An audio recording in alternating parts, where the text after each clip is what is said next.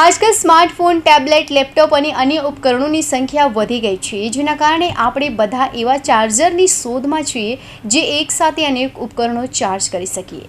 મલ્ટીપોર્ટ charger અથવા એક જ કેબલથી વિવિધ ઉપકરણોને વારંવાર ચાર્જ કરવા સરળ લાગે છે, પરંતુ શું ખરેખર એક જ ચાર્જરથી અલગ અલગ ડિવાઇસ ચાર્જ કરી શકાય કે કેમ? ચાલો જાણીએ. તમને જણાવી દઈએ કે ફોન સાથે આવેલા ચાર્જરથી તમારે જે તે ડિવાઇસ ચાર્જ કરવું જોઈએ.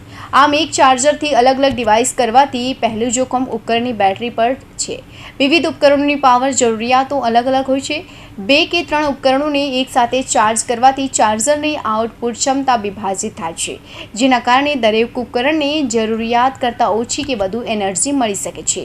આ બેટરીના સ્વાસ્થ્ય પર ખરાબ અસર કરી શકે છે અને લાંબા ગાળે ફોનની બેટરી લાઈફ ઘટાડી શકે છે. આ ઉપરાંત એક જ કેબલ બધા ઉપકરણોને સમાન ઇનપુટ આપતું નથી. ઓવરહીટિંગને કારણે નુકસાન. બીજી સમસ્યા ઓવરહીટિંગ હોઈ શકે છે. જ્યારે બહુવિધ ઉપકરણો એક જ કેબલ સાથે જોડાયેલા હોય છે ત્યારે ચાર્જર પર વધારાનો ભાર હોય છે. આનાથી ચાર્જર અને ઉપકરણ બંને ગરમ થઈ શકે છે. ક્યારેક આ ગરમી એટલી વધી જાય છે કે શોર્ટ સર્કિટ અથવા ડિવાઇસને નુકસાન થવાનું જોખમ રહે છે અને ફોન સંપૂર્ણપણે નુકસાન પણ થઈ શકે છે. સલામતી સાથે સમાધાન ન કરો. ખરાબ ગુણવત્તાવાળા અથવા સ્થાનિક મલ્ટીપોર્ટ ચાર્જર સલામતી ધોરણને પૂર્ણ કરતા નથી. આ કરંટ ફ્લો અસંતુલનનું કારણ બની શકે છે, જેના કારણે ઇલેક્ટ્રિક શોક અથવા તો આગ પણ લાગી શકે છે.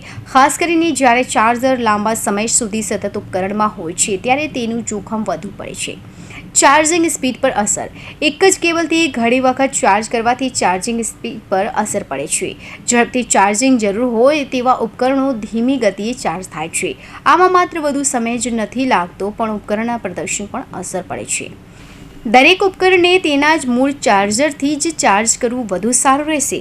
જો તમને તમારા ફોન સાથે ચાર્જર મળ્યું નથી તો બજારમાંથી વિશ્વસનીય બ્રાન્ડનું ચાર્જર ખરીદો અને સ્થાનિક ચાર્જરનો ઉપયોગ કરવાની ભૂલ ન કરો. થોડી બેદરકારી તમારા મોંઘા ઉપકરણને નુકસાન પહોંચાડી શકે છે, તેથી જ સુવિધાની સાથે સલામતીનું પણ સંપૂર્ણ ધ્યાન રાખો. Bureau report, Hind TV news, Surat.